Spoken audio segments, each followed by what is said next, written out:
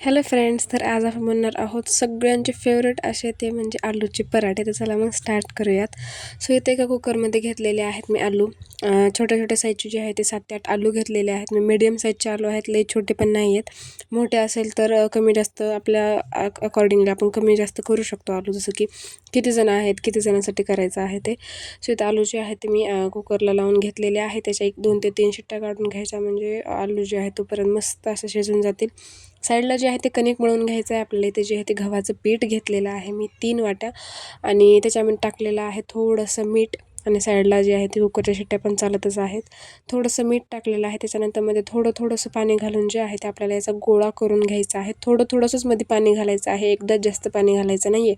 आणि घट्ट असा आधी गोळा मळून घ्यायचा आहे आपल्याला.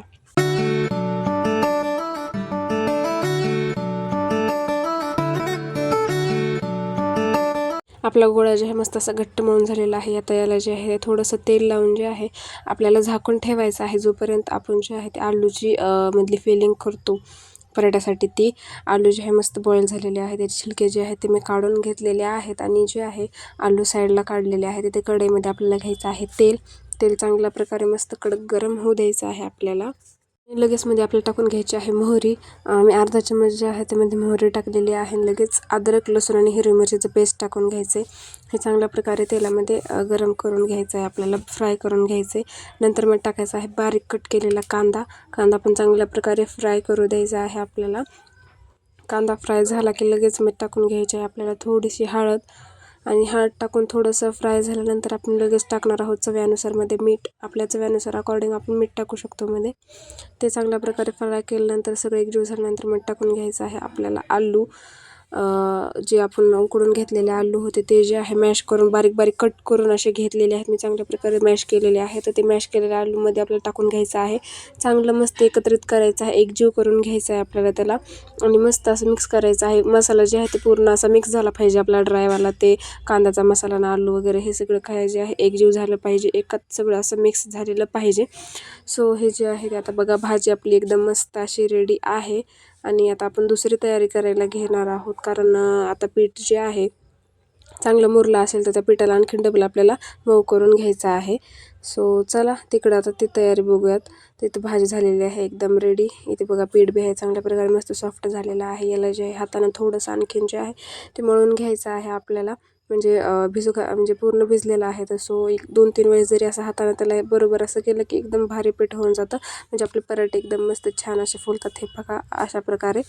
सो तिथे जे आहे पूर्ण तयारी करून घेतलेली आहे मी. पीठ पण घेतलेलं आहे, आलूचा मसाला पण परत काढून घेतलेला आहे. आता असं आपल्याला जे आहे ते पिठाचा गोळा करून घ्यायचा आहे. हाताने प्रेस करत जे आहे त्याला असं मोठं करायचं आहे, पसरून घ्यायचं आहे. आणि लगेच आलूचा मसालाचा जे आहे ते आपल्याला गोळा करून घ्यायचा आहे. आणि ते जे आहे ते आपल्याला पिठामध्ये टाकून घ्यायचं आहे. आणि साईडने प्रेस करत म्हणजे त्या आलूचा मसालामध्ये प्रेस करत साईडने पीठ वगैरे असं आणून घ्यायचं आहे. आणि नंतर जे आहे त्याला पूर्ण असं एकजीव हे करून आपल्याला बंद करून घ्यायचं आहे. वरचं जे एक्स्ट्राचं पीठ आहे ते आपल्याला साईडला काढून घ्यायचं आहे. आणि कोरडं पीठ त्याला लावून घ्यायचं आहे. आणि आपल्याला पराठे लाटायला चालू करायचे आहेत. हलक्या हाताने लाटायचं आहे, एकदम जोर नाही द्यायचा, नाही तर ते मसाला जे आहे पराठ्याच्या म्हणजे आलूचा जो मसाला आहे तो पराठ्यामध्ये बाहेर येतो. मग ते पराठे एक तर भाजत पण नाहीत, करपतात खाली, आणि फुटलेले जास्त असं भारी पण नाहीत लागत. दमादमाने जे आहे त्याला लाटायचं आहे आपल्याला, एकदमच जास्त असा जोर द्यायचा नाही.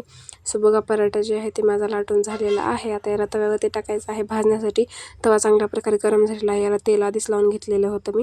आता परत टाकायचं आहे, मस्त खालून भाजून घ्यायचं आहे. आपल्याला जे आवडतं तूप, बटर, सो तेल जे काही आपण लावून आपल्याला आवडतं खाण्यासाठी तसं ते लावून घ्यायचं आहे. मी तेलच लावून घेतलेलं आहे.